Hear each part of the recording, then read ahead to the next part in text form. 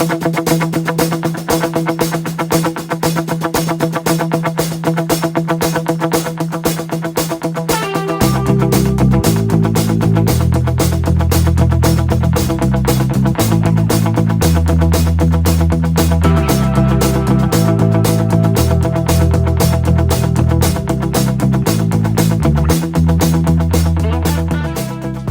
to another episode of Relics Radio.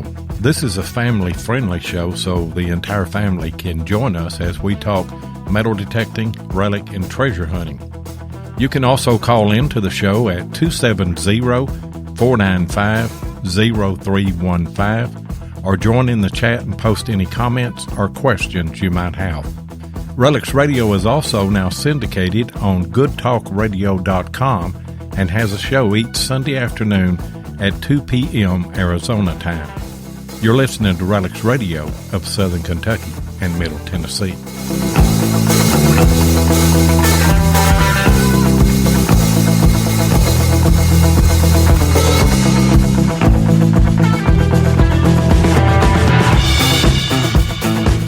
And you are listening to Relics Radio from Southern Kentucky tonight.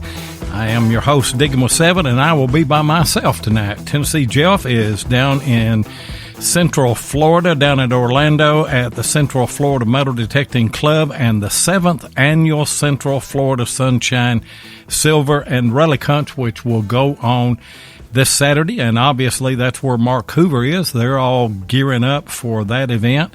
Going to have some heavy hitters down there this week. KG and Ringy are the special guests down there. Also, Allison Walker is down there. I'd give anything in the world to be down there with all of them. But obviously, I am here and just back from digging in Virginia this last week. Those of you that joined us know that we were at Digging in Virginia this past week and did a live show there. And really enjoyed that. But back in Kentucky tonight, and want to welcome all of our listeners, obviously our live listeners here tonight on Spreaker.com, and also our syndicated listeners on Cutting Edge Radio Network, and then the archive listeners. We don't want to forget them. There's a ton of people that catch this show all during the week on iTunes, on Apple Podcast, iHeartRadio, Spotify, Podgoat, wherever you get your podcast, you're going to be able to grab us anytime, anywhere, and listen to Relics Radio. Got a special guest tonight, and I'm going to go ahead and bring him on in. We got Greg Pickens from Finding America. Hello, Greg, and welcome to the show. Hey, Loy. I tell you, it's awesome to be on the show. I've listened to this show since your very first show, and I'm sitting here with my Relics Radio T-shirt on. I'm ready to go. Well, you look good in it. I can see you from here. I tell you what. And, yep. You know, those shirts bring good luck. I don't know what it is about them, but... It did already. It did already. I went out hunting with it on. I had it under my sweatshirt. And I got that really cool 1912 Coca-Cola watch fob on Sunday.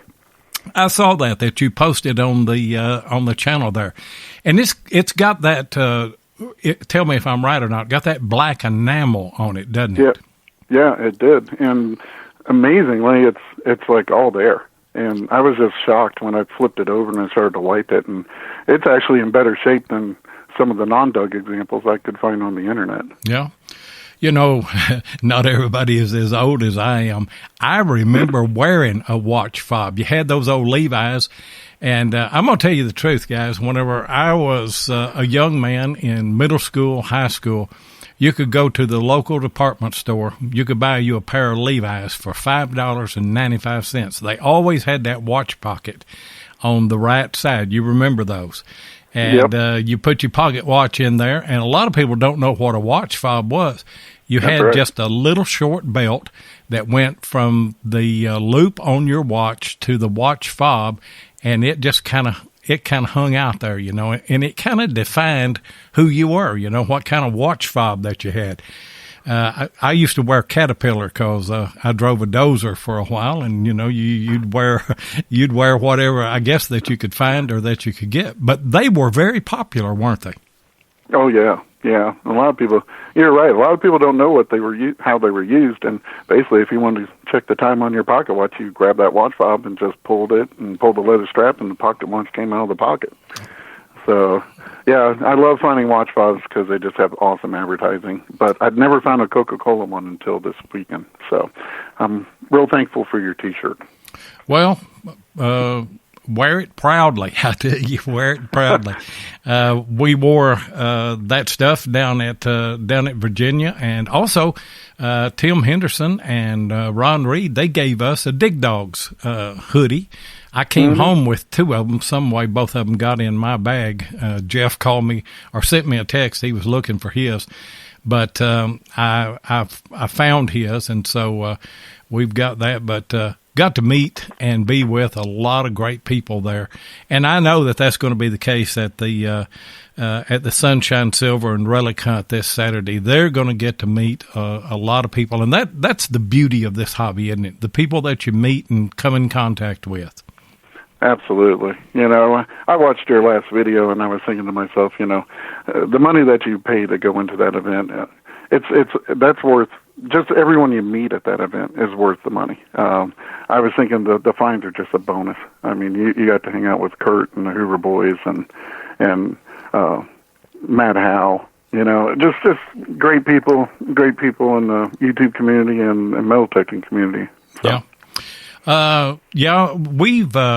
We hunted with Matt Howe. We actually met Matt Howe last year at DIV and hunted with him and everything, and we did a live show, and everybody that was in the conference room, or the better part of them, anybody that wanted to, we just interview them live, and it's a great situation. It's kind of laid back. Matt came on. I was very impressed with Matt. It was very easy to tell that Matt had everything together. He knew what he was doing, and you know, I've learned that initial evaluation of Matt was good. We had Matt on. Matt and his crew found some phenomenal stuff in a hut dig there in Virginia this past weekend. And they're gonna have videos and things that are coming out on that. But we had him on American Digger Monday night, and it was just great. But first time that I got to meet the Hoover Boys. Now I've talked with those guys before. In fact, last year, Kurt did a shout out for me, kind of out of the blue, and I appreciated that. But we were, you know, on a first name basis, just talking. But that's the first time that I got to meet them face to face. And then that last day, well, they hunted with us to start with on the first day, but me and Jeff, we like to go to the thickets, and I don't think they liked the thickets. So I turned around and they were gone. Of course, you couldn't see 10 feet from you. And so then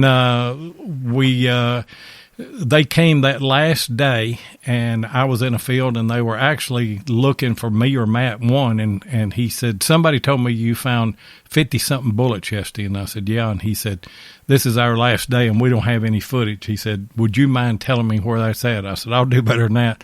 I'll take you over there.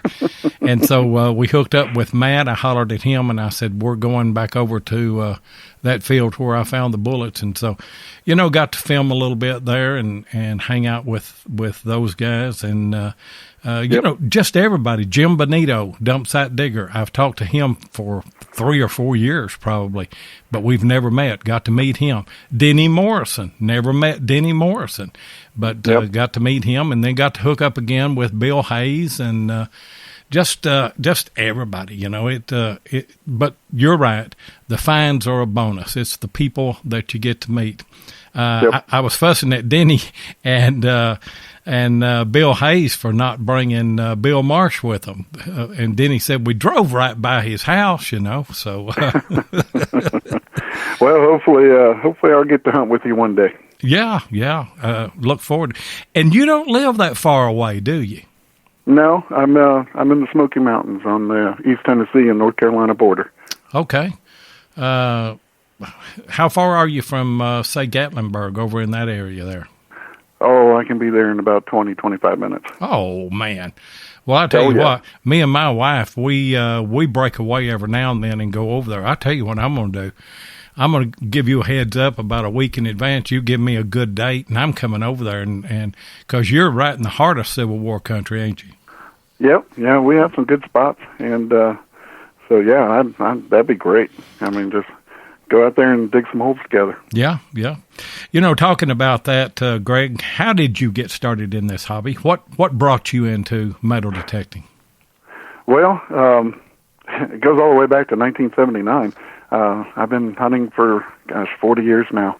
I asked for a metal detector for Christmas, and I don't know if you watch my shows on my channel, the very last picture is a picture of me holding that detector in front of the Christmas tree. And it was funny, when I decided to start YouTube, I found that picture, and I didn't even remember having it. And so I have that picture every single time, and it says the day it all began for me.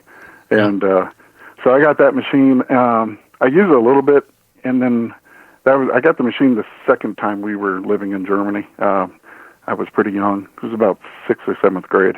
But then we got transferred over to Arizona, and that first machine was a Jetco BFO Mustang.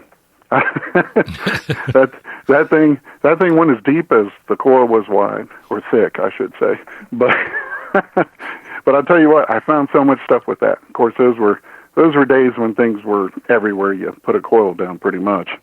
But yeah, we got transferred to Arizona, and that's when I really got the bug. We lived on the corner. We got transferred to Fort Huachuca, Arizona, and that was an old cavalry fort. It was established in 1877. And our house was in a neighborhood called Bonnie Blink. It was right at the foot of Huachuca Canyon in the desert. But it sat right on the corner of the original parade ground of this fort, cavalry fort that fought the Indians and chased Pancho Villa. And on one side of the parade ground was nothing but barracks, where the enlisted men were stationed. And then across on the other side of the parade ground were the officers' quarters. And I got a really kind of cool story if you want to hear. Sure. I did a lot of research. I had a book called The History of Fort Huachuca. And in that book, it told a story about blanket games. And I didn't know what that was, but I started reading, and gambling was strictly forbidden for the soldiers. So what they did, they'd have blanket games, and these barracks were built about 4 feet off the ground to keep them cool. So you could kind of go underneath the building, and what they would do is they get a blanket, and 3 or 4 guys would go under there, spread the blanket out, put their money and their chips on the blanket, and start playing poker. And what this one story told was these guys trained a dog to stand under that barracks and keep an eye out for officers' boots. And it was trained to, when it saw officers' boots, to start barking, they would grab that blanket up and skedaddle out the other side of the barracks. And hopefully lose a little bit of change along the way. You read my mind. I was like, there's got to be some coins under there. I hadn't even found a coin with my metal detector. I'd found some buttons and some relics.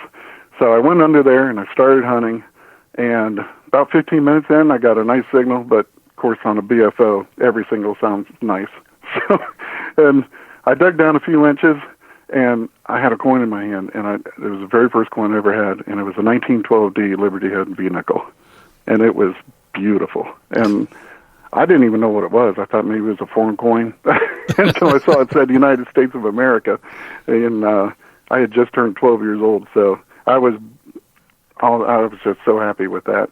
I actually left, and I came back the next morning, and I did some detecting, and that's when I found probably the best thing I found there during my year detecting there. I found a U.S. military equipment ID tag, and it's a brass tag, and it's round, and it was stamped 10A42. Now, the 10 denoted the 10th Cavalry, which that was the 10th Cavalry barracks I was hunting under. And if people know the 10th Cavalry, those were the Buffalo Soldiers. And how cool is that? Oh, yeah. And the A stood for A Troop. And the 42 actually stood for the soldier. So it was numbered by rank. So the highest ranking officer would be number 1, and it would go down from there. So I had found the military equipment ID tag for a private in the Buffalo Soldiers, and that was just an amazing find. Now, did you ever get a name of that soldier? No, I couldn't. I never did. I volunteered at the museum over there, and the curator was an ex-cavalryman that chased Pancho Villa, and he was just an amazing man, and he helped me ID that. But you know what? The most crazy thing about that story when I was doing the research was that the rumors have it that Loy trained the dog. That I trained the dog. Yeah, that's what it said. I tell you what, I can't get away from it. I'm even in books, and they say that I did that. You have been more places than anyone I know. I did that from the Panhandle of Texas. I wondered what they did with that dog. Hey, guys, we're going to have to take just a little bit of a break here and run a commercial. I told you last week that was the last week on the Detectees commercial. Here's the new one. Tell me what you think about it. You know, T-shirts are a perfect way to get your brand recognized, whether you're talking about a business, a club, a sports team, your YouTube channel, or whatever. But you may have asked, where can I get quality, affordable shirts on demand? Well, I'm glad you asked. Relics Radio uses Detectees.com for all of our T-shirts, long sleeve shirts, and hoodies. That's DETECTEES.com. Ken and Mark Guthrie make quality shirts that last, they ship quick, and best of all, they're affordable. So if you need customized apparel, then go to Detectees.com and be sure and tell them that Relics Radio sent you. Okay, guys, I want your feedback on the commercial. Ohio Relic Hunter says, what? No more slugs eating jelly? No manatee crawl? I tell you what, Greg Pickens said the same thing whenever we were in the pre-show conversation. He said, I can't wait to hear the slugs eating jelly commercial. I said, I got bad news for you. I said, they pulled the plug on that commercial. So, that's exactly what I said. I said, as long as I hear slugs eating jelly, I'm going to be a happy man. Well, Ken and Mark Guthrie are very serious about what they do. They have a serious business, and they put out a quality product. And, we want to project that in every way that we can. But just between me and you, there's still just a couple of slugs eating jelly. Well, I'll tell you what, I really like Ken and Mark a lot. I do too. And I think that commercial did them justice. I think that commercial put us and them on the map. I'll just be honest with you. There were a lot of people that came and said, only reason I listen to the show is to hear that commercial. So, but it'll be an oldie and a goodie now. We'll bring it back, by popular demand. And Larry Stevens says Jeff Ford for president. Jeff Ford is the voice behind that. But that commercial came to me in a dream, as most of you know. How did you finally decide then to get into YouTubing? I guess I watched for a long, long time. And I watched you and Jeff before you guys got together and before you had a podcast. I watched you do a podcast. I watched you. Now you're over producing American Digger. I'm like, man, that's a busy man. But so congratulations to you and all that. But, well, thank you. Yeah, I just, I don't know. I was sitting there. Actually, Ben at History Hound Detecting. Now, I heard him on your show. Yeah. And I've been watching him before that. And we were kind of exchanging comments, and I was telling him about a hunt that I had. And he told me, he says, man, you really need to film your hunts. And I guess it just kind of prodded me. I said, huh? Because I didn't even know how to turn the video camera on. And so I kind of thought about it. And then I started preparing, and it took me a little while. I wanted to get the right name for my channel, and that one didn't come to me in a dream, but it did come to me when I was watching Netflix. When you were watching Netflix, I was just watching something, and I kept a pad of paper next to me because in case I came up with an idea for a name, and it didn't even have anything to do with what I was watching. It just came to me, and I said, what am I trying to do out there? I'm trying to find America. You know, I'm trying to find little pieces of history. I'm trying to find pieces of America. And man, as soon as I wrote it down, I'm like, that's it. Yeah, that's what I want to name my channel. Because I remember one time, I think it was when I called in, you said, I didn't know America was lost. Yeah. Now, well, I'm always, I thought that was fun. I'm always joking. Yeah. But honestly, I think America is a little bit lost. Well, I do too. You know, in more ways than one. But in regard to metal detecting, there's a lot of America that is still out there lost. That's what I mean. Yeah. That's what I mean. Yeah. I don't mean that in a political way or anything. Yeah. I think the knowledge of American history is kind of lost. And I wanted to use the things that I find, and of course the things like the silver and the gold and that. I mean, that's all well and good, but it's those little finds that you find that tell a story. That's what gets me going. So, you know, the last video I had, I found a little tiny cap to a tube, and it said Xano, and I'm like, what the heck is that? So I go and look it up, and it turns out it's called concentrated bluing, and I'm like, I don't even know what that is. But I found out, and I tell you what, if you'd asked me a couple of years ago if I would be doing a little sort of history clip explaining concentrated bluing is used to during the process of laundering whites, I would have told you were crazy. And isn't that the way that it is, though? It's not the great finds, what you might call the most valuable finds from a monetary standpoint.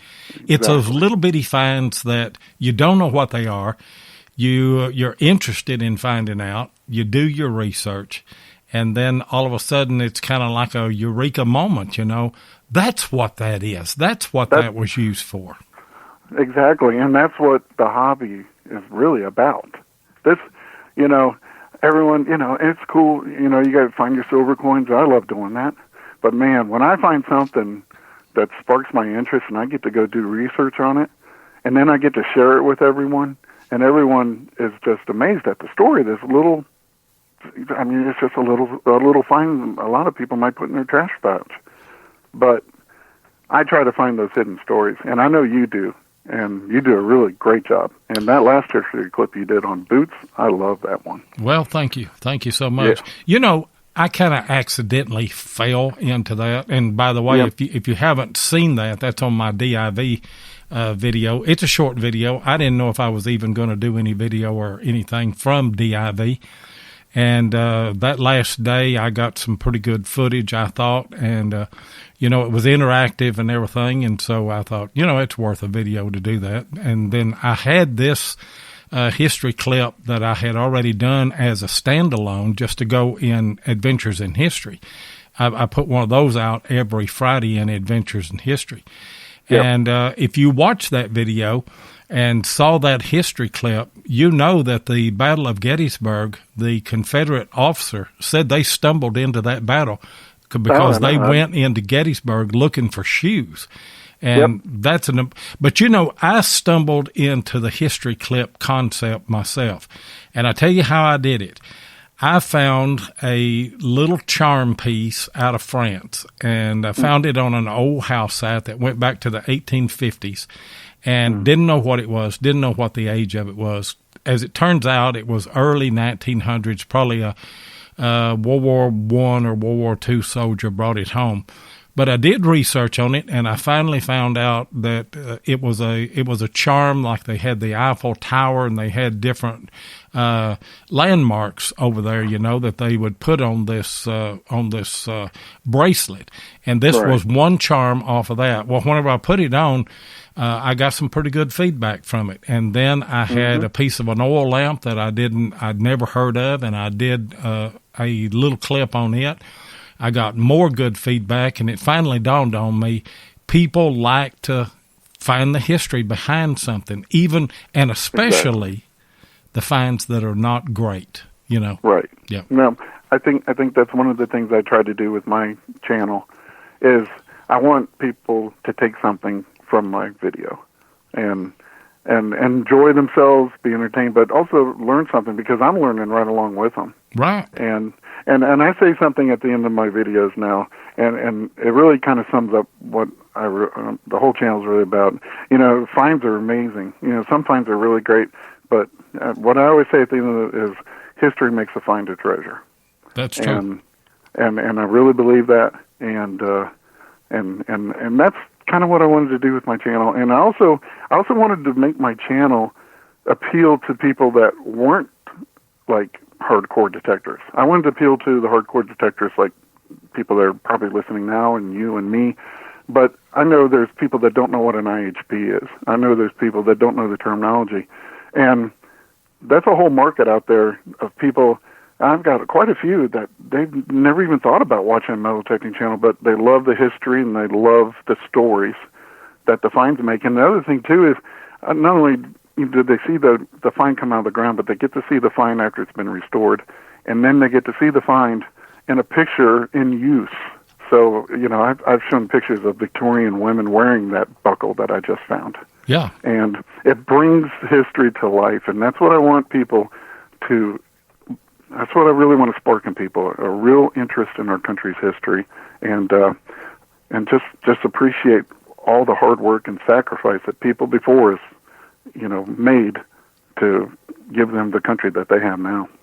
And that's true. You know, this past weekend, the Matt Howell and his group, Gone Digging is what they call themselves, they found a soldier's ID tag, and they're able to put a name with an artifact. You seldom do that. I've got 3 or 4. I know Jeff has got one. He found Christian Beck's ring, or who we are about 95% sure was Christian Beck's. Those are phenomenal finds whenever you can put a name to it. Now, the ones that I got are not real famous people. You know, they didn't change history like Columbus or George Washington or folks like that. But they're there, and they had a life. And that man, that token or that ID tag that he found, he slept 4 months in that hut. And now then, they're able to go and find all the battles that he's gone through. What one find have you found? Not now your greatest find, not your most expensive find, but one find that really just opened up a whole new story to you. Can you think of one? Oh, yeah. And it just happened into January. I was hunting. Chris couldn't make it, and I was out there hunting by myself, and I was just trying to find some finds and everything. I dug up a dog tag. I did a video about this. It turned out it was a World War II dog tag, and it had the guy's name on it. Now, I was hunting in the vicinity of a college for, back in the day, it was a colored college. It was one of only 2 in the entire state. And it turned out that the person I found the dog tag, it took me quite a bit of research. And I finally was able to find out this guy's story. And it made that little find such a treasure to me. I tracked him down. Unfortunately, he passed away like 6 years ago, and I couldn't give it back to him. But I found out a story about that guy, and he was pretty amazing. He enlisted, and he was attending that school. I found an article that told me where he was, and it put him right where I found it. And it was like, whoa, I found the right guy. And he had a very unusual name, too. His middle name was Francis, so that helped a lot. Yeah. But I tracked down, you know, I learned everything about him. And he when he was there at the college, he enlisted in the Navy, and then after the Navy, he took advantage of the GI Bill. And he ended up being a principal over in Memphis at a school, and he affected so many people's lives. He was so well loved. I called the funeral home that he was buried at, and she says, "Oh my gosh, we love that man." And I told them about the story of the video, and they watched it, and it was just amazing. And I got a little choked up just doing that, because it just really touched me. It still touches me to this day. And I tried everything. The family was contacted, but I honestly, I'd never heard from him. And but I'm going to tell you, I'm hoping one day to drive over to Memphis and go to his grave. And I just want to take that dog tag and I want to push it in the ground. Yeah. Right at his headstone. And put it back where it belongs. But yeah, that would be amazing, I tell you. Quite a man. Quite a man. I learned a lot about him. Interesting story. Hey, guys, we got another commercial break. We'll be back in just a minute. If your passion is metal detecting, then you know how much your success is based on the equipment you use. Let my buddy Tim Henderson of Murray Branch Outdoors in Murfreesboro, Tennessee, help you with that. Tim is an authorized dealer of Mine Lab, Garrett, XP-DES, and macro detectors and supplies, and also carries many aftermarket items. Murray Branch Outdoors is not only competitive in their prices, but the service after the sale is second to none. Tim not only sells detectors, he uses them, and so he can answer any question that you might have. Murray Branch Outdoors also deals in used detectors, and he'll take your old detector in on trade when you decide to upgrade. So give Tim Henderson of Murray Branch Outdoors a call at 615-948-4611 or visit his website at www.murraybranchoutdoors.com and be sure and tell him Relics Radio sent you.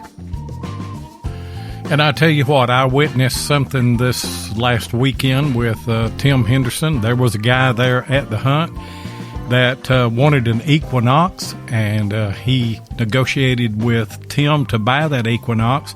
The only thing was, this guy lives in Florida, but he was going to Georgia to hunt. And Tim made all of the arrangements to have that detector shipped 2 days to Georgia so that this man would have it so that he could hunt. And I thought that's just going way beyond what is expected. But that's the kind of guy that Tim Henderson and Murray Branch Outdoors are. So if you've got any needs, reach out to my buddy Tim Henderson for any detector needs that you might have. Hey, Greg, talk about some of the incredible finds that you've had. What's the best hunt that you ever had? Well, probably the one that happened just before Valentine's Day. That's definitely way up on the list. I know that you saw the video that I put out, and I found my first U.S. gold coin. It took me 40 years, but I did it. Well, I've been going. I dug a whole lot of pull tabs to find it. I've been going 44 years. I started in 1975, and I still haven't found mine. But you actually messaged me whenever you found that prior to that coming out, and you didn't tell me exactly what you found, but I could read between the lines, so it wasn't a great surprise when it came out. Yeah, well, I was kind of trying to keep it a little bit of a secret, but I was trying to kind of promote it a little bit, but it was an amazing day, and it wasn't just the gold coin. That day was crazy. I found a field that was near some Victorian homes, and I found out it was owned by the city. I knew some guys that hunted it, but what I did was I just went out there and I dug anything over a zero, and that's pretty much how I dig anyway. I'm big proponent of digging it all, and if you don't, you're not going to find that gold coin. So I started that day off, and you probably watched the video, and I found the first noteworthy thing I found was a coin spill, and it was a couple of e-nickels and an Indian head from the Victorian times, and I thought, man, that made my day, and then I proceeded to hunt, and I got a high tone. I couldn't believe it. And I dug down, and I dug that huge gold Navy class ring. And I was blown away. You can go home now because you've already had a great hunt. I'm thinking, boy, this is as good as it gets. And I was about to find out, no, it gets much, much better. So I just started digging, and I was digging a bunch of shotgun shells. Now, I remember I dug 2 shotgun shells. And then I got the same exact signal. It was 1220 on my E-track. And I thought, well, let me get this shotgun shell out of the ground. And I dug the plug, and I just saw it. I saw a glimmer of gold. And it kind of rolled out and landed, and it was covered in dirt, but I could see it was round and it was small. And I don't know, I kind of freaked out and just pushed it back. I don't know why I did that.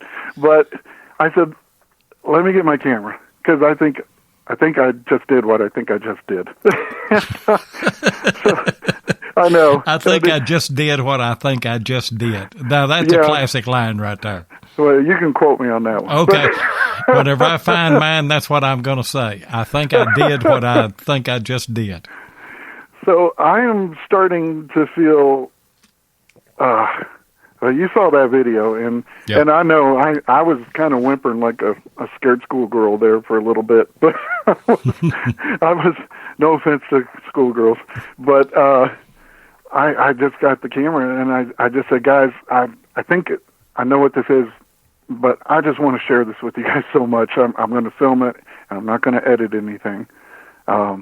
So I went over there and I started to unveil it, and my hands were shaking so much. I saw that every time I got the dirt off the coin, somehow I managed to put more dirt on the coin. It was so. You're forgiven for that, because I can just see, and I like the way you filmed that segment, because we were there. We were right there at the hole with you. You didn't edit anything to where it was a good, clean segment. No, it's the way it was, and that I like that about that. I kind of called it my Blair Witch project.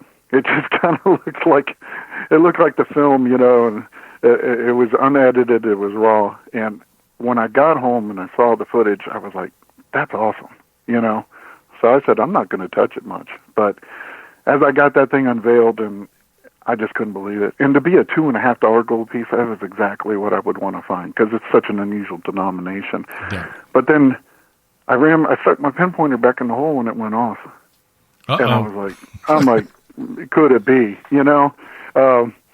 So I did it live and I scooped it out, and I have never found a seated quarter. And I pull it out, and it's a silver quarter. And sure enough, I get it wiped off, and it's a seated quarter. And I think I was even more excited. And it was 1 year away from that gold coin. I mean, that was incredible. So I'd actually kind of, I went through that hole, and I thought I'd gotten it all. And I got up to get up, and my coil went over it, and it high-toned on me. And I couldn't believe it. And I went back in that hole, and I did that live, and I pulled a silver dime, which turned out to be an 1894 Barber dime.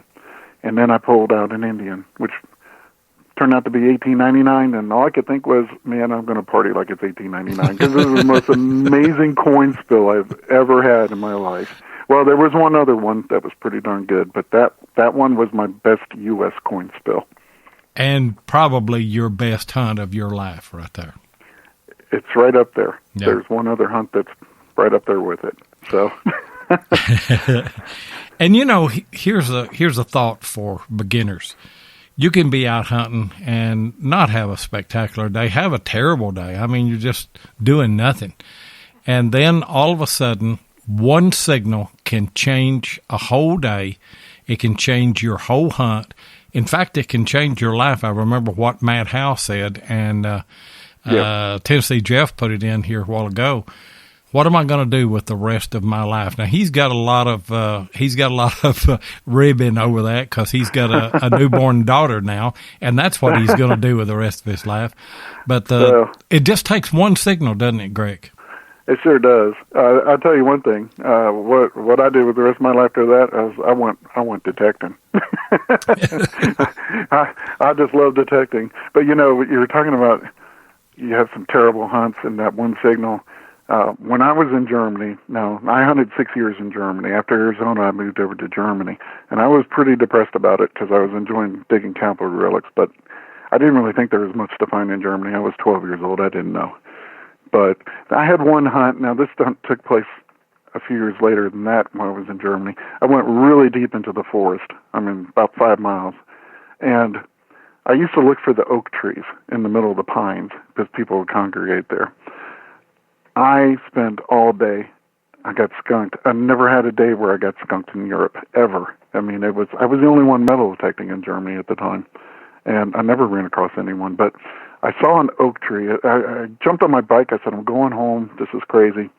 And I saw one more oak tree, And I stopped, and I got off of my bike, and I went over there, and like I said, I think I was 15 years old, and I was using a Garrett ADS at the time.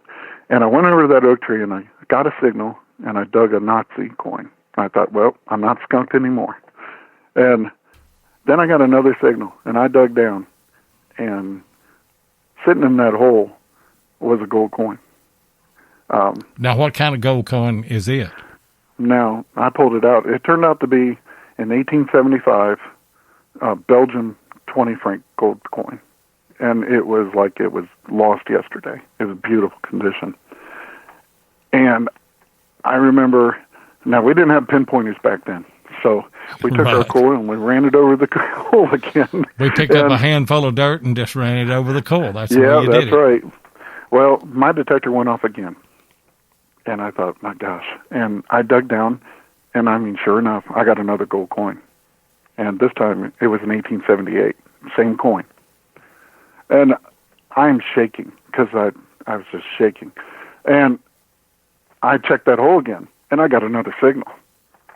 And I dug down, and I pulled the third gold coin out of that hole, and it was 1877. And I thought that was just awesome, because 1877 means a lot to me, because that was the year Fort Huachuca was established. Yeah. So, but I found those 3 gold coins, and then I got another signal, and I went back in that hole, and it was a piece of some kind of foil. And what if you'd pull that out first? Oh, I know. Well, I would have checked my hole. Trust me. Yeah. But again, we're talking to new detectorists, beginner detectorists. Yep. There's a friend of mine up in Ohio, and he told me he had found a real good colonial site and was finding all kind of flat buttons and everything. But it was right near intersection of a highway. It's kind of a corner lot, and it was off of the corner there a little bit. But he said, I was still finding flat buttons as I moved in toward the corner, moved in toward the road. And he said, I got over by the road, and he said, I got a real good high tone. I dug it, and it was an aluminum can somebody throwed out. Walked up a little bit, got another signal, and long story short, he dug 4 or 5 cans, got another signal, and he said, I just decided I'm gonna clean the environment up. I'm gonna get all these out of the way. Got the same signal, pulled out a whole beautiful 8 real. Oh, wow.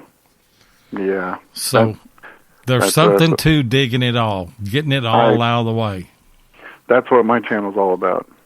I dig everything, and that pays off. And almost every single significant find that I've made over all these years has fallen into the trash category. And that's the one thing I would tell someone starting off is make sure, just if it beeps, go ahead and dig it. Learn your machine, learn the tones. Don't rely so much on the numbers. Nails buried in the hole with an item will raise and lower numbers. So use the numbers as a general guideline, but listen to that tone and learn your machine. And digging and all is what it's all about, because there are a lot of places are devoid of some of the high tones, but like that field that I hunted, and I got the gold coin and the nickels and the spills. I mean, that was because I was digging it all. If I'd just been high tone, I never would have found that coin spill. For some reason, the quarter and the dime didn't sound off. Only the gold coin. It must have been above it or something. Yeah. And, there's no rhyme or reason to it sometimes, but you brought up a good point. If you've got nails or other trash that is close to a good target, it's going to change the numbers. I know one of my cut reals that I dug, and I was using the AT Pro, and I run it in Pro Zero, and I run the iron disc at 0, so I'm hearing everything. I love hearing the nails and the trash. I was getting a little high peak that just came in there every now and then. But the only numbers that I was getting on the AT Pro was 34, 32. And I thought, that may be a little cuff button laying down in there with a bunch of square nails, So I dug it out. It's a cut 8 real, just a piece of an 8 real. And so, you never know. What kind of detector are you using now, Greg? I'm using my beloved E-Track. I love that machine. I don't know how many thousands of hours on it. It just, that E-Track sings a song, and I love listening to it. So I've just, I love that machine, and it really does well out for me out in the field. You know, I've got an E-Track. A friend of mine is using that, and he's been using it for, I don't know, 3 years now, probably. There's another guy who likes an E-Track. Yeah, it is. I'm going to have to sell that to him or get it back from him one.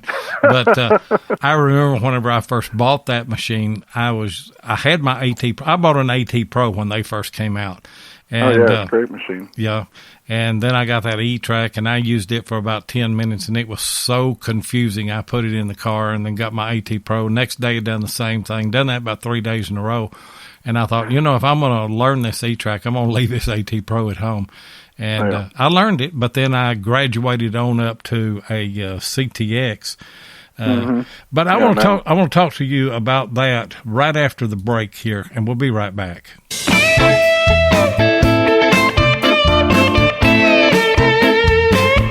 If you want to keep up with what's going on in the metal detecting world, then you need to be a subscriber to American Digger magazine. Butch and Anita Holcomb are the publishers of the magazine and have won awards for 3 straight years for being the best digger magazine on the market. American Digger magazine is available in both print and digital formats, so no matter where you live in the world, you can enjoy the latest happenings in the hobby. You can get in touch with American Digger magazine by going to americandigger.com or give them a call at 770-362-8671. And be sure and tell them that you heard it on Relics Radio. And for those of you that don't know, I am now the producer and a co-host on American Digger Relic Roundup alongside Butch Holcomb, the legend, and Jeff Lubert out of Colorado. And our guest this next Monday is going to be Carl Hara. We had him on Relics Radio last year talking about the ground-penetrating radar. So those of you that like to dig privies or pits or huts, you're probably going to want to pay attention to this show because he's building those and getting them down affordable where maybe 2 or 3 hunters can go together and pick one of those up. Hey, Greg, we were talking about the E-Track. How do you set that machine up for relic hunting? Well, it depends on the area you're hunting. If there's a lot of iron, I just go to open screen. I leave everything wide open so it accepts every signal, and I switch it over to two-tone ferrous. And I'll usually hunt with the 5-inch coil and just go really slow. And usually set it on fast recovery and high trash. But that's the way I do for that. But normally, but for relic hunting, yeah, that's how I set it up. But I usually run in an open screen all the time. And when I'm hunting a place that's not trashy, or if I'm, so say coins or something, I'll run an open screen and I run the ferrous number up to 24, and I use multi-tones. Now, the only time I use two-tone ferrous is if I'm in really heavy iron. It helps separate the signals. But otherwise, that multi-tone, once you learn it, it tells you so much. There's so much information within that.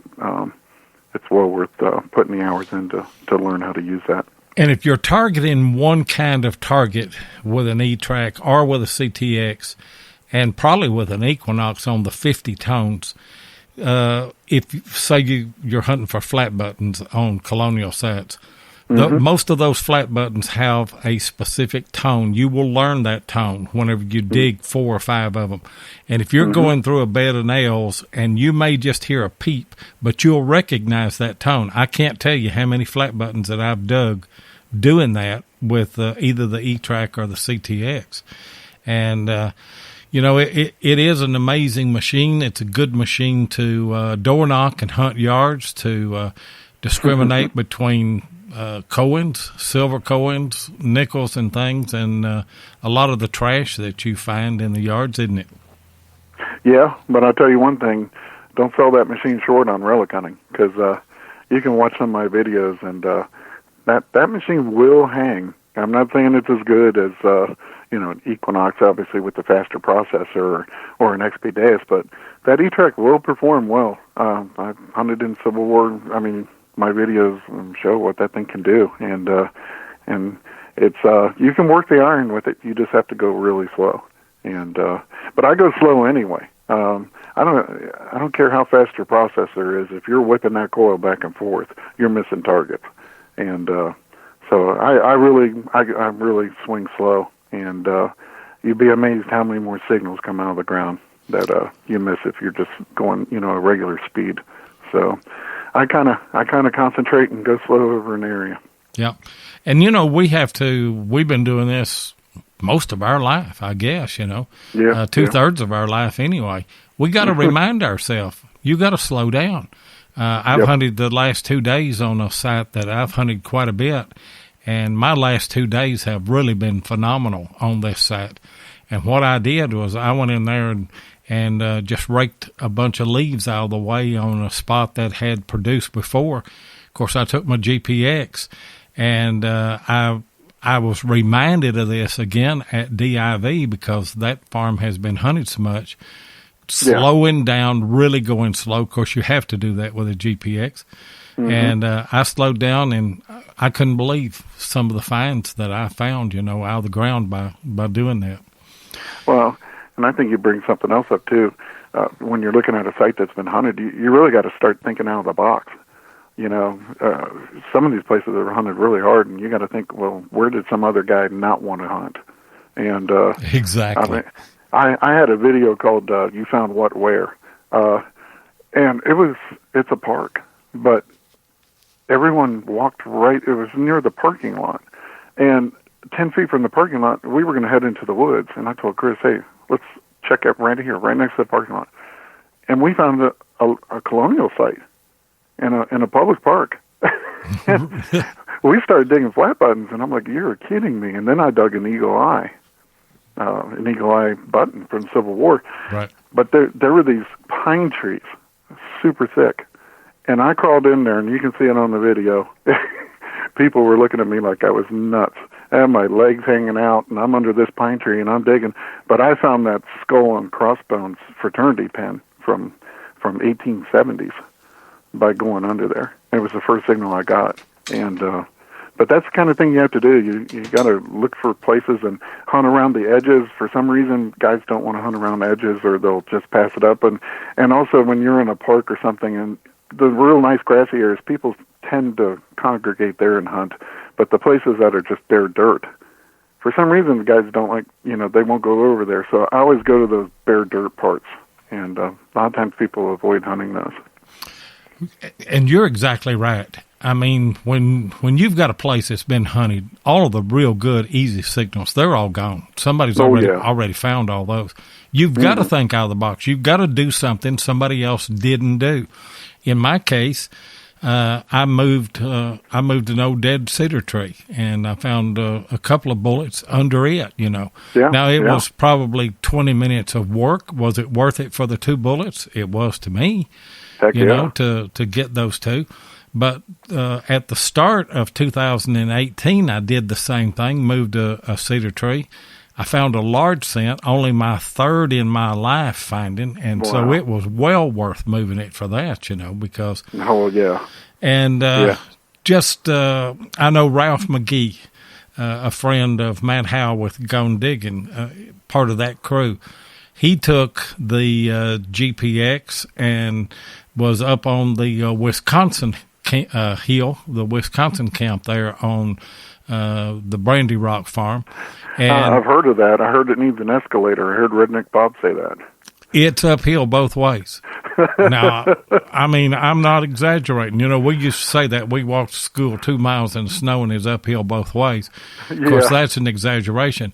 The Wisconsin, I don't know what it is with Wisconsin and New York, because last year we went to the New York camp and it was a climb. I had to take 3 or 4 breaks to even get up the hill. But the Wisconsin hill, you went down into a little draw, and then you went up on the Wisconsin hill, and then when you came out, you had the same thing. I mean, a long hill to climb to finally get to the truck. And I was elated when I was, yay, I made it. I survived the Wisconsin walk. Bill Hill, he didn't do so well on that. He had to sit in the car after he got back and kind of settle down a little bit and get his breath.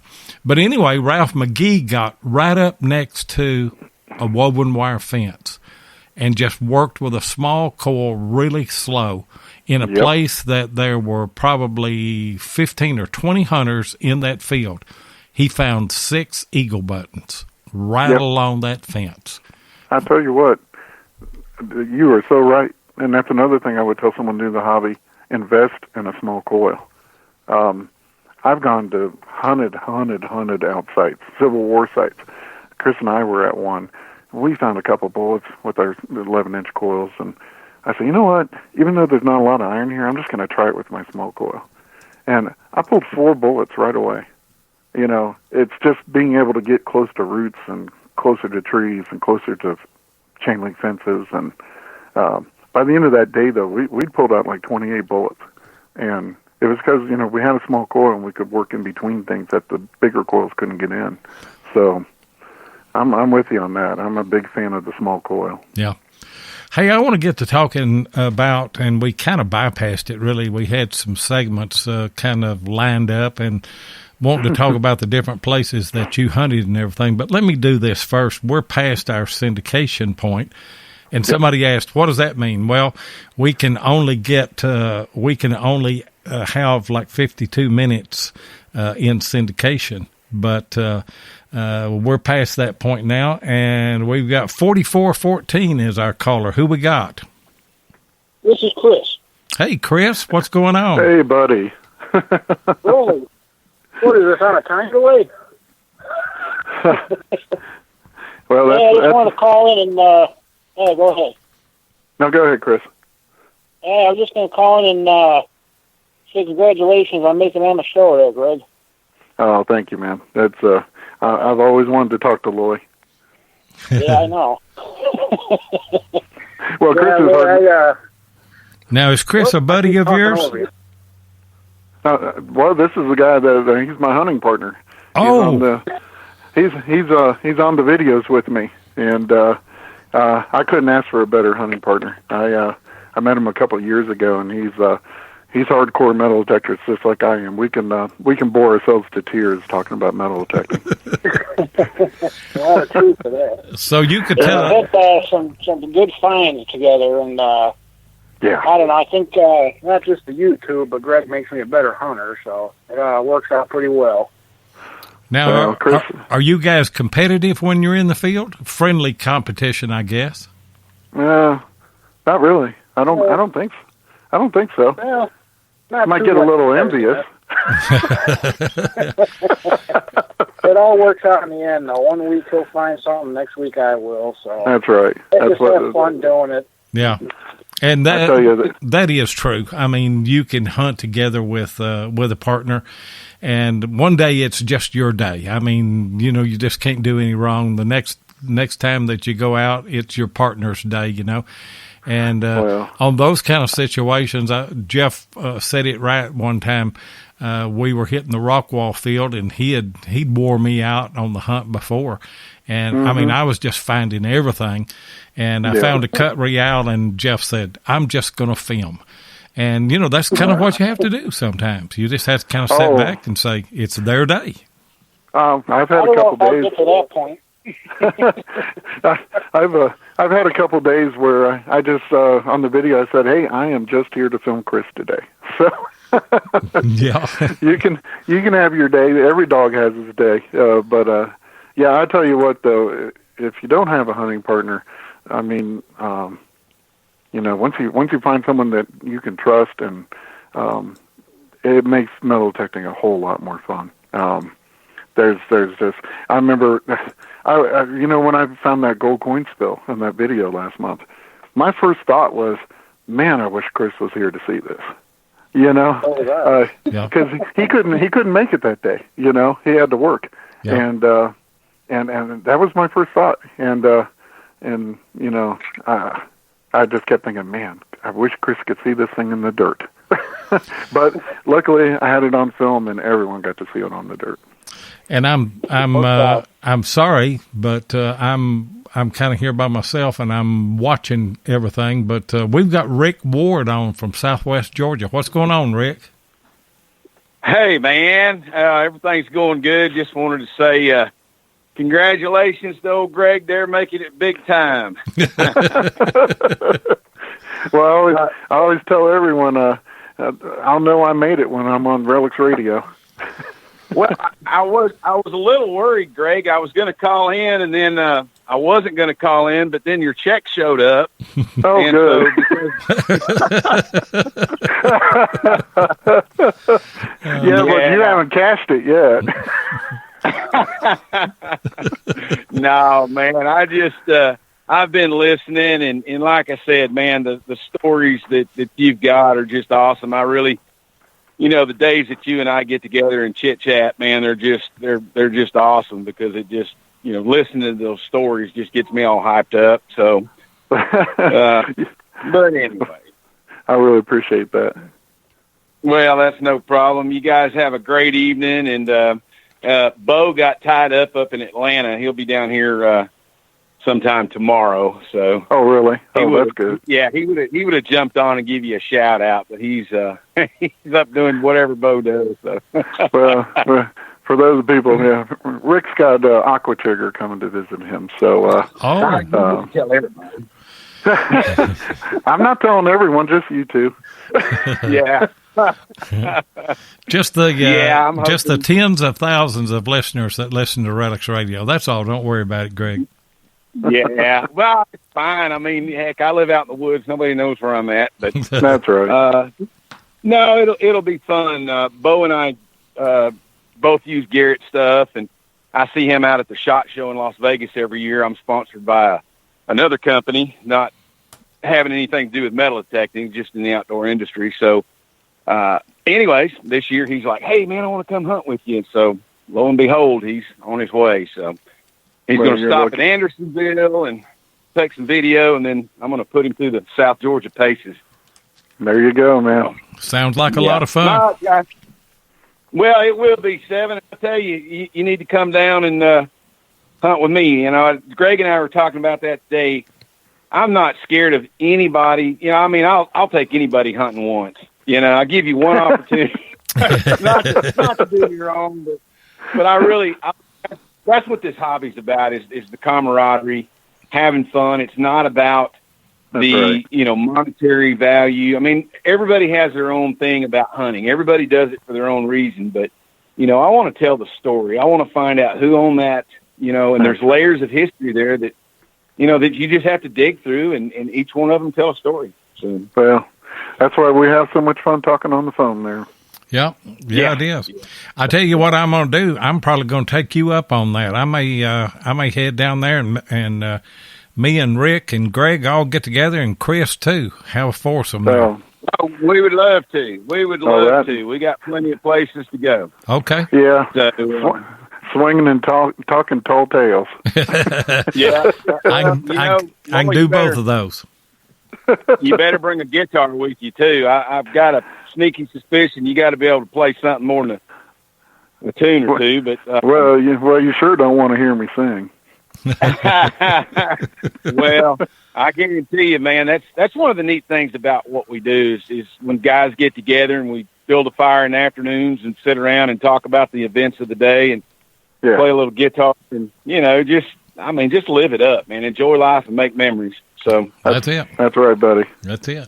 All right, guys. Well, have a great evening. Appreciate you taking my call, Greg. We'll talk soon, buddy. Hey, thanks for the call, man. Rick. Don't spend that check all in one place now. Yeah, 50 cents doesn't go very far, buddy. Hey, man, times are tough. I know. Y'all have a great evening. Hey, thanks, Rick. Right. Bye-bye. Great guy, sounds like. Oh, I love Rick. I met Rick in the chat room on your program one night, and called him up, and we just had a blast. I don't know how late we were talking, because you're on until 9:30 at least. Now, you haven't hunted with him then yet? No, not yet. Okay. But I certainly hope to. Or I'd love for him to come up and hunt with me and Chris, and then we'll just you can come on over to Gatlinburg and come hunt with us too. It'd be a blast. I'll tell you what, I'm going to talk to my wife, and we're going to get that set up here in the near future. It would have to be on like a Friday or Saturday is about the only time that I could do it. Well, I hunt once a week, and so I have one day to make my video, and that's what I've been doing. Okay. Yep. Hey, Chris, can you tell us some good stories on Greg? Oh, boy. Is he still there? I don't know if he's still here or not. I don't think so. I think he's dropped off. That's a good thing. Yeah. I didn't mean for him to get off. Yeah, it's just showing me and you on here now. That's okay. We got plenty to talk about. And we were going to get to, you've talked about hunting the cavalry camp in Arizona. You've talked about hunting in Germany. Where else have you hunted?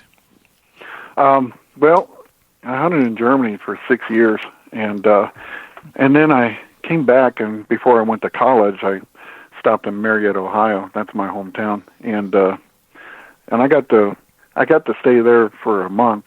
I guess I was 17, at my grandparents, and my parents had to go and arrange living quarters and everything. And anyway, they said, well, I hope you're not going to be bored staying here for 30 days. And I said, no, I got my detector. So there was a place in Ohio, in Marietta there, and I just started hunting sidewalks and everything. I was finding all kinds of things. I found an 1807 bus quarter, and it's still the oldest coin that I found. But we took a tour across the Ohio River. There's a place called Henderson Hall, and some of you guys are from that area. You probably recognize the name. It's a mansion from about 1850s and it overlooks the Ohio River. And I took a tour over there, and I saw a guy, and I found out he owned the place. He was a direct descendant of the Hendersons. And I approached him, and I said, has anyone ever metal detected here? And he said, no. I said, would you let anyone metal detect here? And he says, sure. I was like in cloud nine. So he said, do you want the tour of the place? And I said, sure. This place was amazing. And he took me up to the top floor, and it had windows all the way around, and it was a giant ballroom. I mean, it was amazing, but everything original from the house was still up there. And we went back down to the kitchen, and I saw that they had on display a full set of silver. And I said, wow, that's amazing. And they were monogrammed, AH. And he says, yeah, he says, it's all there except for one spoon. He says, and I've torn this place apart trying to find that spoon. And I'm thinking, wow, that would be kind of cool. And so after we did that, he says, feel free to hunt all you want. And so I walked out that kitchen, and you ever seen where they carve out of stone, like steps for the women to get on so they can ride side saddle? Yeah. They had a set of the original steps there, right there, about 20 feet from the kitchen door. And I thought, I'm going to start right there, And I started detecting, and I found a weedy, and I found a few things. And I got a signal, and you can't even make this stuff up. It's just crazy. I get a signal to dig down and see the gleam of silver, and you kind of know where I'm going with this. But I saw a spoon, and I pulled it out, and it was silver, and I wiped off the handle, and there was the AH monogram on the spoon. So you completed the set right there. I walked in, and I said, hey, Mark. He said, what? I said, hold out your hand. And he held out his hand, and I put that spoon in his hand, and I think he was just going to start crying. And he says, I can't believe it. I said, I can't believe it. That was like with 20 minutes. Yeah. And I was so happy with that. And you know what he did? He said, well, after you're done hunting here, do you want to hunt the old place? Oh. And I thought, heck yeah. And the funny thing is, when you're talking about your first large scent, this is when I finally got mine. But he said across the highway in the farmer's field, I can call him. But that's where the Henderson's original home site was. And they were friends with George Washington. He stayed at that house. And I was just like, yeah, I definitely. So the next day I got to go out there. It was 110 degrees. It was so hot. And I hunted and hunted, and I didn't find anything. It was like one of those terrible hunts. And I was going along, and I finally get a signal. I couldn't find where the house was, but I figured it was on this little rise, and I finally get a signal, and I dig down, and I pull out a beautiful 1822 large scent. Oh, man. I I was so happy. It was just, when I was in Germany, all I got to do was read Western Eastern. I was drooling all over those guys finding all that cool stuff. So, yeah. so I found that. Well, again, it didn't end there. 2 inches forward, I get another signal, and I dig out another large scent. And then it was like I think it was 2 feet past that, I got another large scent. And I checked the hole, and I had another signal. I pulled out a flying eagle penny. I ended up getting 5 large scents. They were just, the plow must have hit the spill and just dragged it into a straight line. Huh. And it was 1822 to 1857. And I will never forget that. And it was all because, I found that spoon and it opened up other areas. And I hunted that place for a month, and it was such a memorable time. And I found more large scents around that mansion, but I will never forget that coin spill. Yeah. Hey, Greg, Chris, call back in. Are you with us there, Chris? No, I'm in trouble. Yeah, sorry about that. Okay. Yeah, you are. I didn't know if you hung up or if you just lost your signal or whatever. Yeah, I lost the signal on you guys. Okay. Can you tell us a story about Greg? I can say our best coin finds come when we're apart. Yeah, tell that. Well, my best coins, I guess, the 1820 cat bust time. Yeah. And then about 30 feet from that, I dug a large scent, and all I had to do was pick up the phone and call him. But he paid me back pretty good with that gold coin spill. Yeah.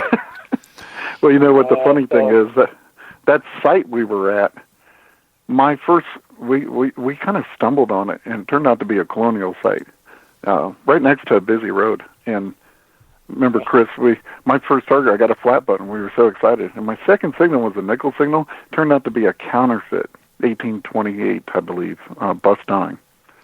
And I didn't even know what it was, but we did some research, and it's one of only 24 on the registry right now. And then Chris found that amazing silver bust dime, and I think you got a shield nickel there, didn't you? Yeah, it was a shield nickel, and I think it was all on the same day. Yeah, he had a good day without me there. Pretty long. Yeah. I started second guessing the whole situation we had going, Yeah. Hey, guys, our phone lines are still open, and we can still take calls here at Relics Radio. It's 270-495-0315. Just remember now, we have a guest, and this is his show. But if you want to call in and ask Greg a question, feel free to do so, 270-495-0315. Hey, Greg, we were talking earlier. You also sell classic car parts, don't you? Yeah, I do. I've been doing that for about 30 years. And I basically have an eBay store, and I sell classic car parts. And I also had a Mustang restoration business and sold parts and did interior restorations on classic Mustangs. I did that for 13 years. I started my business when I was in college in Florida, and it just took off, and I've been playing with old cars ever since. Yeah. We do have another call. We've got Wes Stringer on the line. What's going on, Wes? I was just enjoying the evening. How are y'all doing? Doing hey, great. Wes. Have you got a question for Greg? I do. Greg, since you was hunting over in Germany, I was wondering if you found any of them World War I or World War II relics. Oh, yeah. Yeah. And the thing that, it was kind of amazing. I started hunting in Germany in 1980. And when you think about it, I was hunting there just 35 years after the war ended. So finding the Nazi items and the GI items was kind of like finding memorials here. I mean, you would go out and you'd find tons of it. I think the one that really stands out to me, I was hunting in a park in Munich called Englischer Gardens, and I got a signal, and I dug down probably 10 or 11 inches, and I pulled it out, I mean, it filled my hand, a beautiful silver, well, it was chrome-plated, but it is the eagle with the Nazi swastika and wreath around it, and it turned out to be a hood ornament to a Nazi staff car. And Wow. it was an amazing find. I was just sitting there in shock. It was just, but yeah, I found World War II stuff, a lot of World War I. I found like a Hindenburg campaign button. It's actually shaped in an H, and it says Hindenburg for, and I also found really neat personal items too. I found children's rings that they wore because their dad won the Iron Cross, and I've got one from World War I, a little child's ring, and it's got the Iron Cross in the center, and it has the years 1915, 1917 on each side. Wow. Some of the other things, there was such a propaganda machine back then. They made anything they could with the swastika on it, but I've got a collection of pins that they gave children to wear, and these pins were bombs. They're actually bomb. They're like a bomb you drop from a plane, but it's right. for them. I've got one that has 2 German soldiers riding a motorcycle in a sidecar, and kids would wear those. I've got medals that they awarded German mothers for the number of children they produced. It's a part of our history that a lot of people try not to talk about, but you have to talk about these things, and if you hide it, you're just going to be doomed to repeat it because they don't know about it. So, that is the point. All of this history that we bring out, there are times whenever you touch on things that you don't agree with, in history, and we've not had a perfect history. The world hasn't had a perfect history, but it happened. And if we bury our head and act like it didn't happen, we're going to repeat those mistakes, Every single time. And, and you're right. And that's why I tell you one thing that I really like about you, Loy, is that you go to those schools and you talk to those kids about the Civil War. Yeah, it's a great opportunity. I really appreciate that. Yeah, it's a great opportunity for me. It really is. Hey, Wes, did you have another question? No, that was really all I wanted to know. That I've just always been fascinated with World War II. My granddad and all my great uncles, they all went over there and fought, and they all came home, and I've just always been fascinated with it. Yeah. Well, I tell you, Wes, we found a lot of dog tags, and you got to understand where we lived were the bases that the Americans took over after World War II. So basically, we were living on Nazi bases. So when I went detecting, I found just as much German stuff as I did American stuff, and it was fascinating. And then on the same day, you would be digging up medieval stuff. Hey guys, hold on just a minute. I think we've got 5 people on the phone here, and somebody is playing. Well, I'll get off. Okay, thanks for the call, Wes. I'll get off here. Okay, you bet. Somebody's playing the show in the background. Yeah, I don't have it on. I don't either. Chris, it may be you. You may have the show on in the background. I got it on mute. Well, we were hearing it. It's gone now. Yeah, it's gone now. We've also got Denny Morrison on the phone. What's going on, Denny? You got a question for Greg? I do have a question. Greg, did you ever dig a horse up? I heard about that. That was amazing. Isn't that cool? I've eaten a horse. Or at least I've been accused of it. I never got a picture of the darn thing. Oh my gosh! I saw that in the chat room last show, and I think it was on American Digger. Yeah, that's phenomenal. I could kick myself because the guy laid all of the hip bones and the leg bones and put the horseshoes standing up on the side of it and everything. I could kill myself. Somebody got a picture of that, Loy. I really do. Oh my gosh! Yeah, I wish I'd have sat like I was riding on it, Oh my God! For those that don't know, at DIV at Brandy Rock, actually, they found a horse buried in the ground, and they found it with, I suppose, a GPX. They heard 2 horseshoes. Yeah, that's and what there was actually 3 horseshoes in the hole and a bridle on the horse's head. Yep. That's just. And one leg had been blown off. Yeah, one leg had been broken off, and evidently that's how come they buried him. Did you have any questions for any other questions for Greg? No, I actually was stationed in Germany in the 60s, and long before you got there. And we used to go over to the airport. They'd used to have fly-ins there, and they'd have bratwurst and stuff. And the kids would bring German coins up there for a bratwurst, and every time I saw one, I took it. I traded a guy $1 for each one of them. So that's pretty cool. Yeah. I wish I'd had a metal detector back in. Oh, yeah. I tell you, I'm so glad that I was in the hobby when I was over there. What kind of machine were you using over there, Greg? Well, I had my Jetco Mustang for a little while, and I was out hunting, and I had a guy approach me in the housing area, and he says, "Are you interested in buying a metal detector?" And I'm thinking, yeah, because I've turned into quite the professional at soldering this old thing together all the time. So I told him, "What do you have?" He says, "I got a Garrett ADS." And I'm thinking, wow. Whoa, baby, top the line, And I said, well, I was 13 years old, and I'm like, I knew they were like $500 back then. And I said, well, how much do you want for it? He goes, I'll take $200 for it. It's brand new. I just put it in the closet. And you know what the funny thing is? I'd been saving. I had a paper route in Fort Huachuca, the Tucson Citizen I delivered every morning. And I'd save my money. I didn't know what I was saving my money for, but I found out. Yeah, you got it. Yeah. I bought that Garrett ADS, and it was awesome. And I used it for 4 years, and then I got a Garrett Freedom 2 as a graduation present, and that was a great machine. And the funny thing is, when I was 13, I was hunting Roman forts down there, and I was actually exchanging letters with Charles Garrett back then.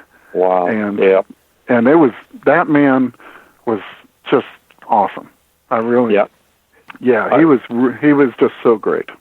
I met Charles Garrett and Mr. White and the Fisher boys, all in Indiana, actually, at a hunt we used to go to. Bill Hayes knows what I'm talking about. Yeah. And somebody said, well, who was the dealer? I said, they were the dealer.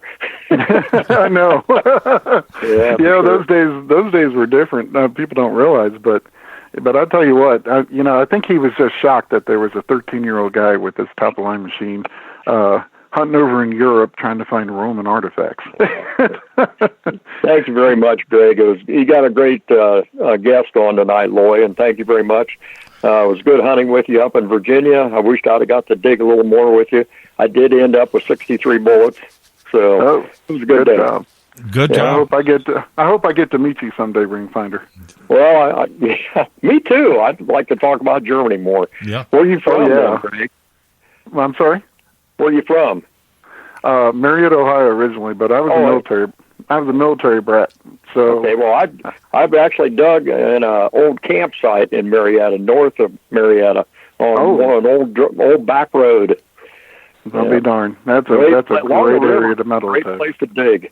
Oh yes. Oh yeah, a lot of history.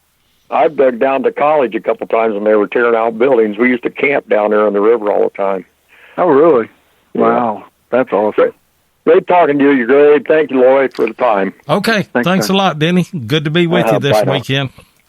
A great friend right there, and very, very passionate about metal detecting. There's no doubt.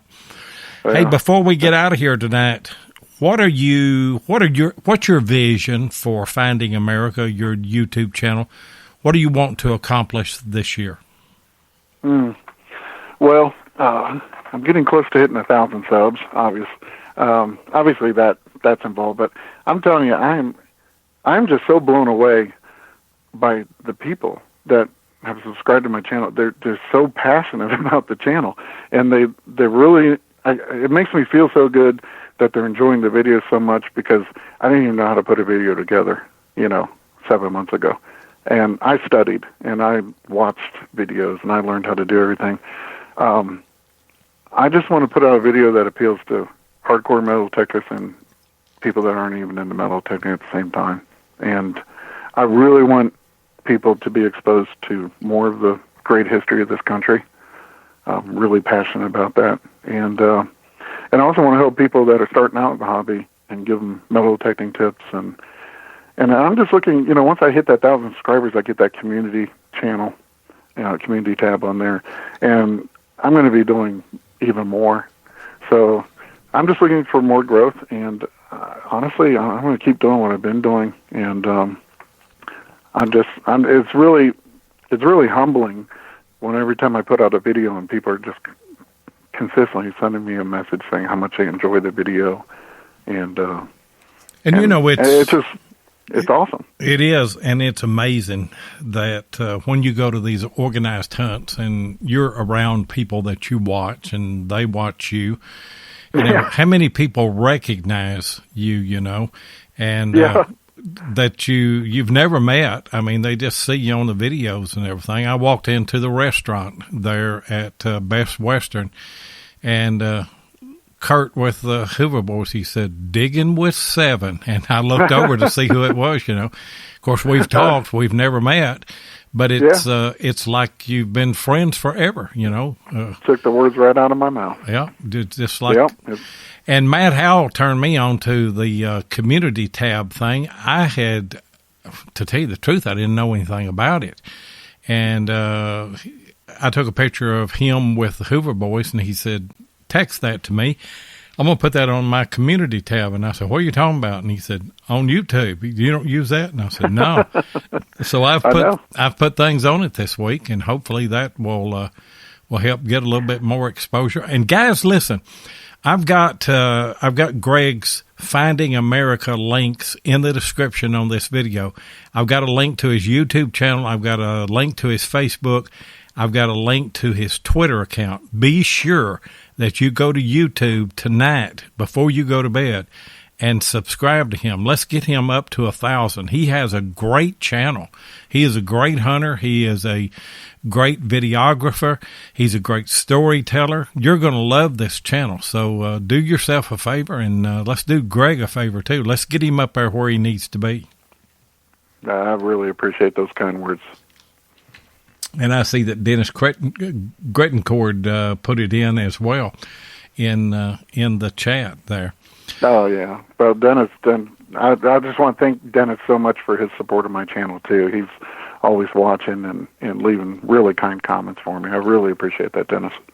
And I'll tell you something, and you will learn this eventually, that the more you do and the more involved that you get, especially with the way that I am, trying to do as many things as I do. One thing that I don't get to do, I don't get to watch a lot of channels like I used to.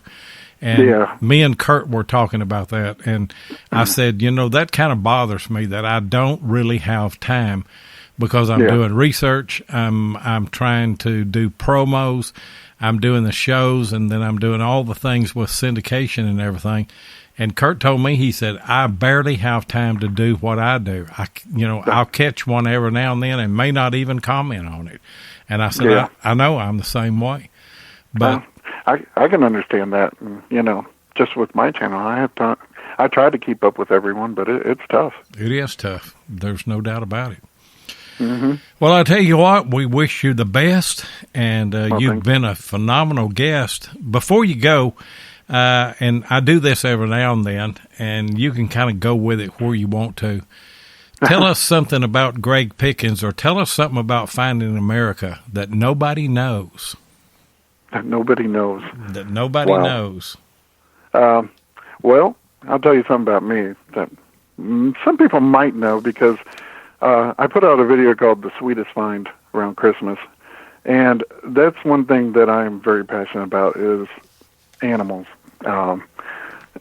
When we were out metal detecting, this little tiny black cat came up, and it was like 20 degrees that night, and I had to take it home. And I have 6 rescue cats here and 3 black lab hound mixes, and every one of those was abandoned up on my mountain up here. And I've taken them in, and even when I have trouble affording it, because those boys eat a lot. But yeah, I'd never get lonely. I've got a lot of rescue animals, and that's one thing I'm really passionate about. And if you want to check out that video, it's called The Sweetest Find, and I named her Audrey. So Audrey. She's Audrey, yep. So I thought, well, I was kind of like Audrey Hepburn, so. Yeah. but she's fit in really well up here, and she's a sweet, sweet thing. So I named that video aptly. Great story. I tell you what, I sit here and listen to you all night tell stories. And I got plenty more I wrote down. Well, I don't mind going over a little bit. I ain't got to worry about anybody else wanting to get off and go eat or go to bed or anything. What is your favorite story that you'd like to end the program with then? I'll tell you what. I'll tell you a story about some finds I made that I don't tell people because I know they're not going to believe me.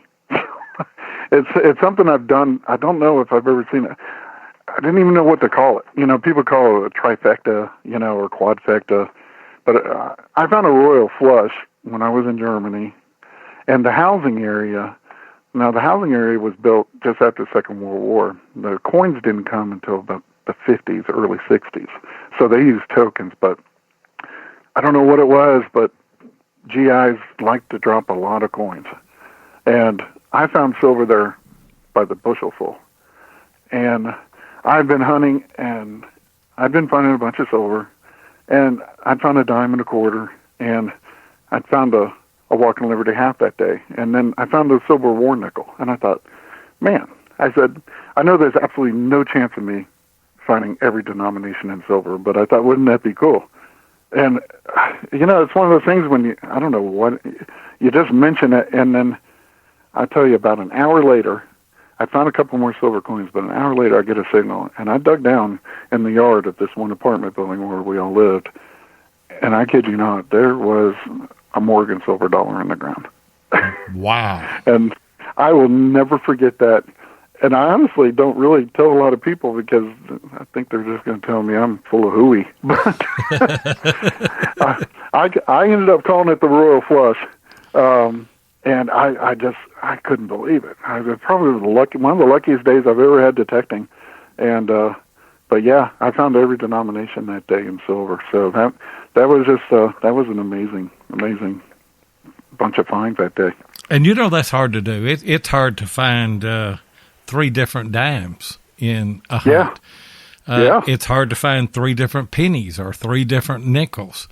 And, you know, those times, those hunts are really rare, but they have a special appeal to you. And I guess that hunt is probably right at the top with the Dazed for Days, where you found the gold ring and the seeded quarter and the $2.50 gold piece, right?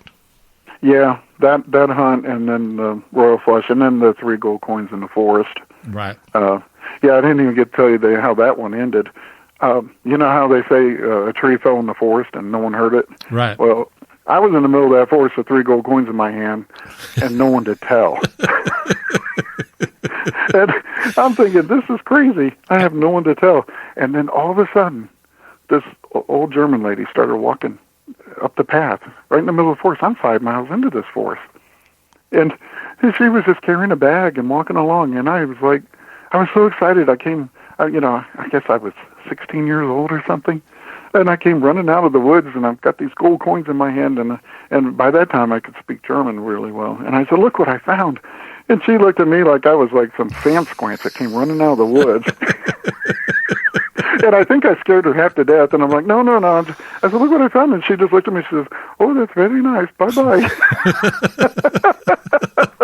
Hilarious I'll never story. forget that. And I thought, oh, man, I think I might have scared her. I tell you what, I bet you she went home, and I bet you her kids and her husband and all of them were up in those woods in no time. I think she was wondering if I stole them or if I found them, because I was running. But and if I got time for one other one, there was one that really was interesting. I'd have this map of the city of Munich. That's where I lived, and I would take this map and I would look for any green area on that map, and I'd circle it, and then I'd ride my bike there. And I would, I wish I still had that map, because it was so many circles on it. It was crazy. But that's how I'd find places to hunt. We didn't have Google. So, and I went out and, I'm sitting there losing my train of thought. But, oh, that's right. So I ended up at a park, and I'm hunting, and this older German gentleman came up to me, and he handed me a 20-mark bill. And I'm like, I said, no, I don't really need the money. I said, I'm not poor. That's not why I'm looking for the coin. I thought he thought I needed the money. Oh. And he's like, no, I want you to keep that. I said, why? He says, I'm so happy that you have a metal detector. And he was the first one I'd ever run across that knew what I was doing.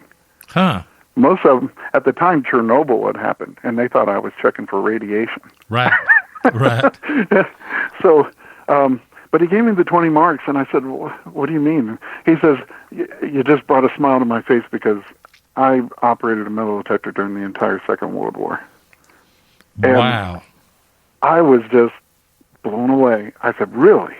He said, yeah, and you just reminded me. He says it was the worst of times. It just reminded me that I was saying the worst of times, best of times, because he says, yeah, it was hell, but it reminded me of all my friends. Oh, man. They're not with me anymore. Right. What a story. And he said, you keep that. He says, you take your girlfriend out to dinner. And that's what I did. And but I'll never forget that moment. I mean, he was almost I get choked up thinking about it. Yeah. But he was almost to tears. Yeah. It brought back good times for him, and it was really interesting. It was quite an experience hunting over there. Isn't it wonderful? The people that we meet, the things that the situations that we get in that we just never see coming, like him, you know, and the people that we touch and never know about it, you know, with what we do. People may watch our video and we may find some kind of find, and it reminds them of something, you know, that was very special in their life at one time. And it's just, it is amazing. And that's why I love the hobby. I mean, it is a hobby that any given day that you get up, you get your machine and you go out there, you have absolutely no idea what's going to be unveiled that day for you, whether it's a great find or solving another piece of the history puzzle or whatever it is. I mean, it is an amazing hobby. Oh, it's. Let me tell you, I started this back in 1979, and we're at 2019 now. And you see it on my videos, I still get excited over anything. I really enjoy finding everything. But you know what's amazing about this hobby is you do it for this long, and you still find things you never found before. Isn't that just fascinating?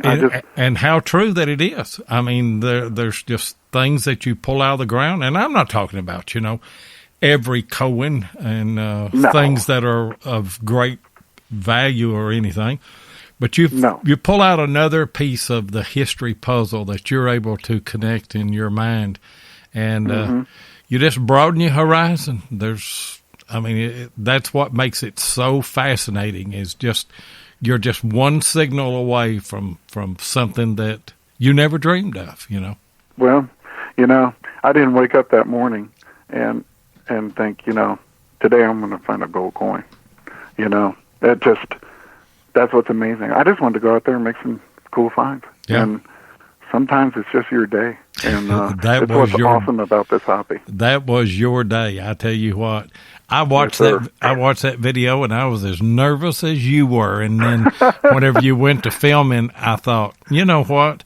I've been doing this for 44 years, but if I pull out, I remember finding my first large sand, and Bill Marsh and all those guys up in Ohio, they call them Ohio Wheaties because they find so many of them. We don't find them down here, but I remember chasing and chasing and chasing, and finally finding my first. And I was shaking. You were shaking in that video when you were trying to film that, and I thought, I know that feeling. Oh yeah. I mean, it's not the fact that it's a valuable coin. It's just something that you've been searching for, and you've been digging pull tab after pull tab, and shotgun shell after shotgun shell, and then lo and behold, that shotgun shell signal man, there it is. It's finally there. It's finally there. I then the adrenaline hits, and I'm shaking and quaking. Yes, you are. Amazing. And you've been an amazing guest, Greg. I knew that you were going to be. I knew that that people were really going to like to listen to all your stories and everything. And hats off to Mark Hoover for picking you as one of our guests and having you on. Obviously, we're going to have you back on another time later. Oh, I'd love to. I truly would. Hang on the line. Let me close the show out, and I'll talk to you for just a minute before we go.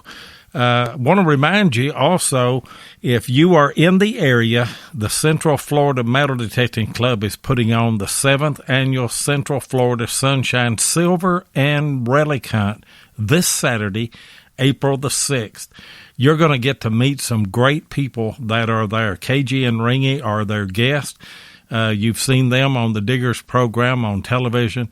So run over there and check that out and meet whoever you can. And if you like podcasts like this, check out Beyond Sight and Sound every Sunday night and Wednesday night at 8 o'clock Eastern with Josh Kimmel. Check out All Metal Mode on Monday night with Mike Hare and Gypsy Jules. They're on at 8 Eastern. And obviously, American Digger Relic Roundup is on at 9 o'clock Eastern on Monday with myself and Butch Holcomb and Jeff Lubert. And Hardcore Metal Detecting has a show with Derek Asklar and Craig Talley every Thursday and Saturday night at 8 p.m. And XP Deus USA has a podcast every other Friday night with Dave Kimmel and Grant Hansen. And hopefully Tennessee Jeff will be done with his trip and back in the saddle next Thursday night right here on Relics Radio, 8 o'clock Eastern. Join us.